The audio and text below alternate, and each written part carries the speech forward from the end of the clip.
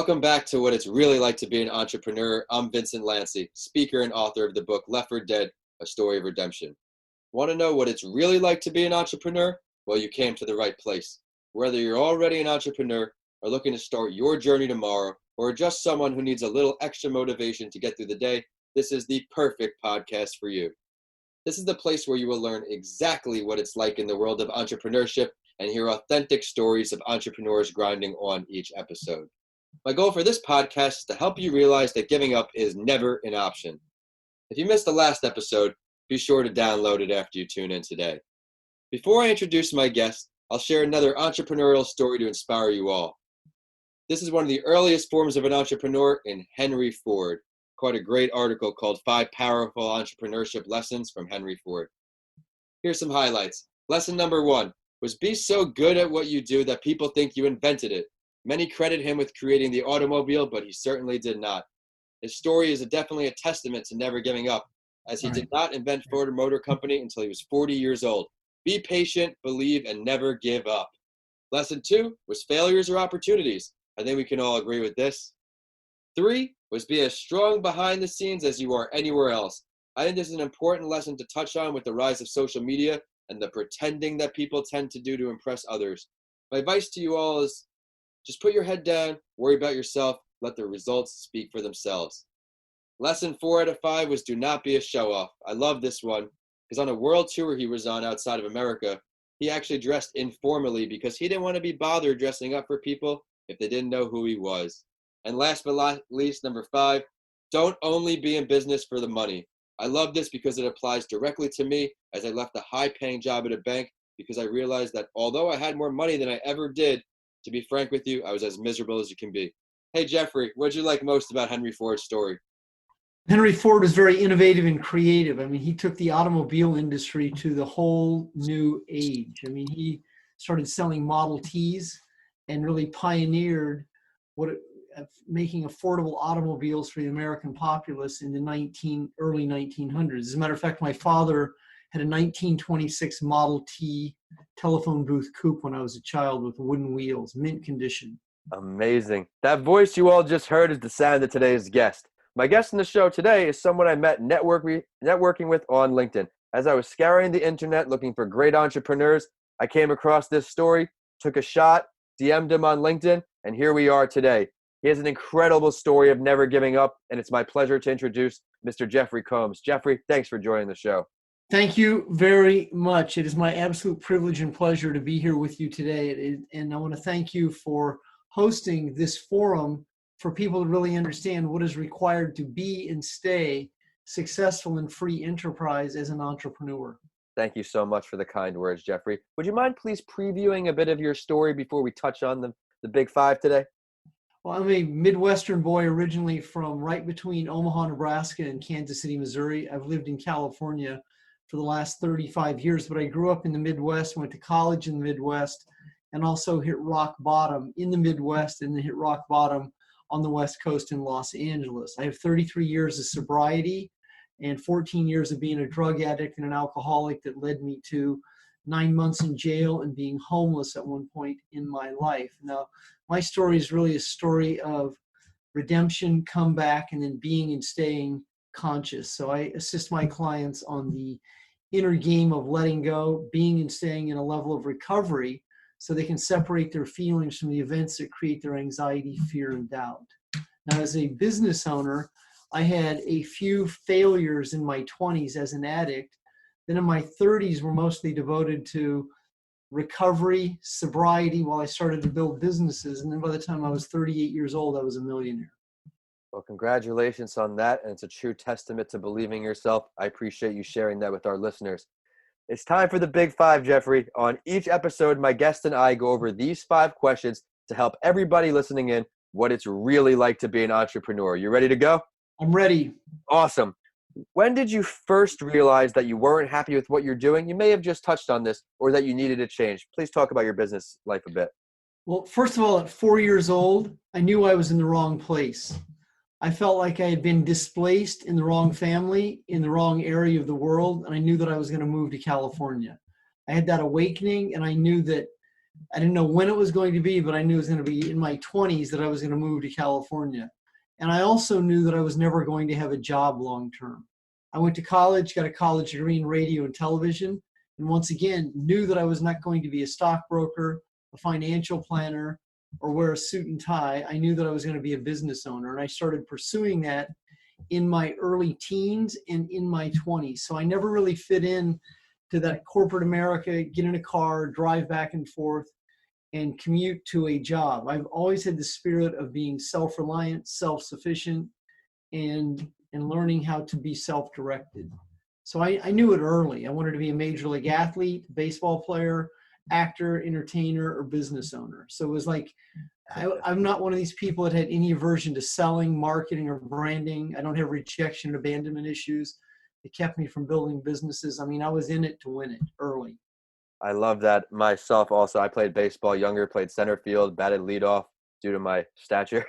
But I always had aspirations. Then when you get to high school and you're still only about 75 pounds, certain dreams turn out to not be a reality. But I'm kind of with you where driving to work every day in that suit and tie certainly did not prove to be meant for me because I'm able to make a difference in my own story. And congratulations on your story. Thank you. I've been finding it very heartwarming when I get to share my story and it actually helps people get through their difficult times, which is part of the reason why I created this podcast to help entrepreneurs just like us learn from our stories to hopefully help them succeed a little faster than I had to. So thanks for the kind words. What would you say one or two of the most difficult parts on that big laundry list of being an entrepreneur are? Well, the first, most difficult aspect of my life was my addictions. So my addictions consistently sabotaged me. I was an entrepreneur as a teenager, and I was an entrepreneur right out of college, but I would continually hit rock bottom. My 20s were a series of rock bottoms until I reached a place where the pain was great enough. So when I was at a place where I could no longer drink, I was at a place that I could change. And that changed my whole life. Sobriety did. I was not someone who wrestled with after sobriety. Once I got clean and sober, I was done with it. And so I dedicated the rest of my life to owning a business, living life on my terms and my time frame, delivering service and value, and being compensated what the free market will bear, so I could live the life I wanted to live in doing something that I felt good about. Absolutely. Why don't, for our listeners, give them a little details? What are we working on right now? Well, I do the same thing I've been doing for the last 22 years. I'm the author of 5 books. I'm a success and addiction coach. I'm a very systematic, methodical, organized, detailed person. So I don't build multiple businesses. I build one business. And what I do it very, very well. I'm a craftsman, and I'm very skilled at honing my craft. I teach people how to let go of shiny object syndrome. And what they typically do is they tend to get multiple ideas and they get overwhelmed. So what I do is I'm a success coach. I've coached 60,000 hours one-on-one, 12,000 clients. I routinely have a 10-week waiting list, and I speak most Saturdays. I've traveled over 2 million miles on United in the last 20 years and flown about another few hundred thousand on other airlines. But I've been speaking, coaching, and delivering my message for the last 22 going on 23 years. Thank you for sharing that. Give us one more difficult part of being an entrepreneur. You mentioned how sobriety, you dedicated your life. Give the listeners one more piece of valuable advice due to all your experience. Choosing the wrong mate. I've been divorced twice. So I've also, while being clean and sober, I also have been codependent at times. So I would tend to attract people that I would get into a relationship that would end up sabotaging some of my successes. Then I'd have to overcompensate for some of the situations I was in. Now, this is not their fault. That is my responsibility. So, I mean, who we attract is a direct reflection of the energy that we transmute. And so I was in this belief that I was dialed in business, but I wasn't that skilled in my own personal relationships. I was out of balance. Now, in the last several years, I've really grown into, and I'm recently married. I'm in the right place at the right time with the right soulmate, and the business model I have is flourishing. So that was, but I became adjusted to overcompensating. So I would create this sabotage over here and then have this balance over here. So that is an area that I have moved into a state of recovery in. It's called codependence. Absolutely. Well, I'm very impressed by your successes from all of that. Very, very impressed. Thank you for sharing again. What would you say your greatest failure was? Specifically, what did it teach you? How'd you come out of it? Well, my greatest failures, once again, would be some of my relationships. I Okay. have tended to sabotage some relationships so I can start over. Starting over is exhausting. It doesn't have to happen. I mean, I got to a point where I don't require any more of these lessons. I don't require to be king of the comeback. I learned that I don't have to be in conflict. And so I've let go of a lot of conflict consciousness that I was in. I seek peace. I seek relationships. I don't seek any conflict. I let go of being right. And I've really practiced for the last 15, 10, 5, and 2 years, the technique of letting go and then really living the let go lifestyle. Something I've been working on as well, and it's been paying major dividends towards my happiness and my overall well-being, is just letting go. Thank you for sharing that as well. You've got some great answers here, Jeffrey. Well, letting go is a skill set that I've been teaching, and I consider myself one of the foremost experts in the world on letting go. I'm self-appointed, so that means my PhD is a public high school diploma, and through the thousands of books I've read and the content and then the practical application, letting go is a skill set. It's an ability to separate feelings from events that create anxiety, fear, and doubt. Now, when you can master those emotions, you're going to be able to stay in awareness, understanding, and especially consciousness. Amazing.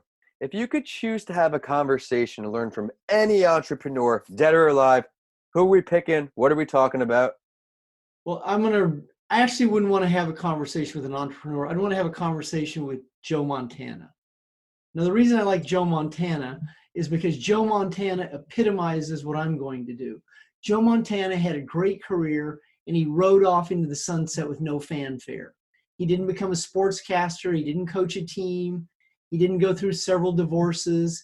He's in the private sector. He owns a winery over in Napa, California, close to me. Oh, He has children, and you never really hear of him. And he's a guy who really learned how to relax in the afterlife of fame. And so I would want to interview him because I idolized him as a player because of how cool he was under pressure. that is true. And so he played in an era where he didn't make the big money that they make today. I mean, he still made relatively decent money and was on 4 Super Bowl teams. But when he walked away, he completely walked away from it. And I'm assuming he walked away in some level of satisfaction and peace. That's the man I want to interview. That's an incredible answer. I think that's something we could all strive for towards the end of our careers, to ride off. And wow. Definitely wasn't expecting that. In a way, football players, you could consider a little entrepreneurial, as it's not a structured going to the office. So great answer there. Well, he lives off the money he created. He has a winery, he has other interests, but he's not. I mean, what I enjoy about him is that he's not in the public specter. He's not in the public eye. He's moved off into the sunset, living what I presume would be a good life. Absolutely.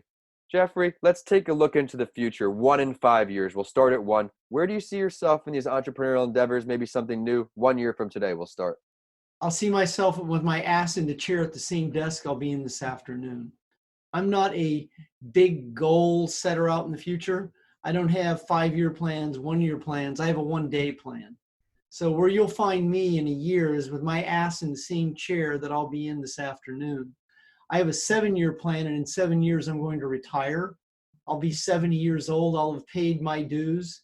I'll have given back a lot to a lot of entrepreneurs I've produced. A lot of people went on to become millionaires that I've coached. Now, that isn't a mark of success to me. That's a mark of money success. But a mark of success to me is someone who lives a good life. They are in some level of recovery of sobriety, and they live consciously, and they're very aware of what goes on in their universe. They don't create conflict, and they live a relatively good life. The money is only one measure of a man and woman's success. But some of my best students have not become millionaires, but they've become really good people. I think that's more important to some aspects we briefly touched before. I was shining I had the money in front of me. I was working a great job, but my overall happiness now in what I'm doing and making a difference. I know the money will follow as long as I'm passionate and I work hard, which I have no problem doing. Probably work twice as many hours now than I did, but it will all be worth it. So I'm It looking is. forward to seeing what evolves over this 7-year plan with you, Jeffrey. And thank you so much for joining today. I know our listeners are going to see all the value you provided today.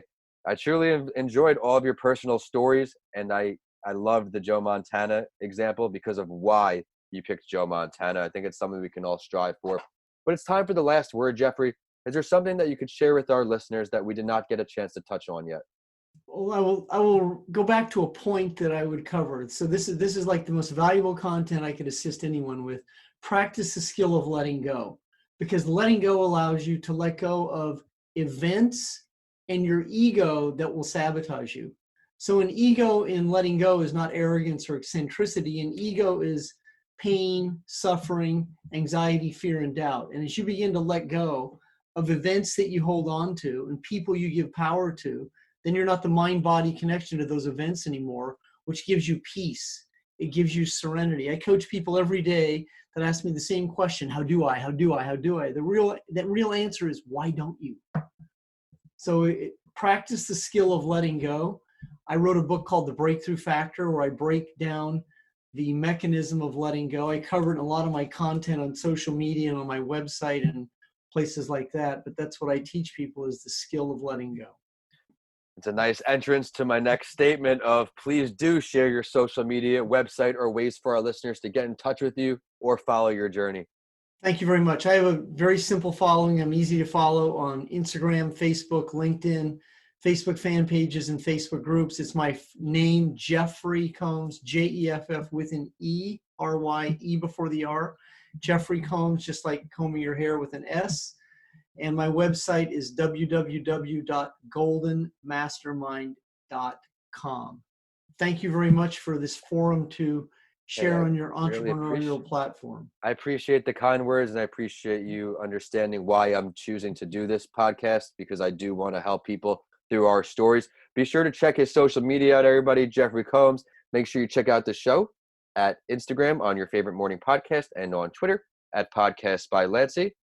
At Vincent A. Lanci on all social media and YouTube. And my website is vincentalanci.com. Be sure to check out my book, Left for Dead, A Story of Redemption, on Amazon now. And DM me or email me. Let me know what you think. As always, I will end the show with a quote that inspired me, and I know it will for you too. This one is from Ryan Holmes, co-founder of Hootsuite. When in doubt, bootstrap. Using your own personal resources is the easiest way to start a business. You don't have to convince investors about the merits of your idea. You just have to convince yourself. Thanks for listening, and I'll see you all in the next episode of What It's Really Like to Be an Entrepreneur.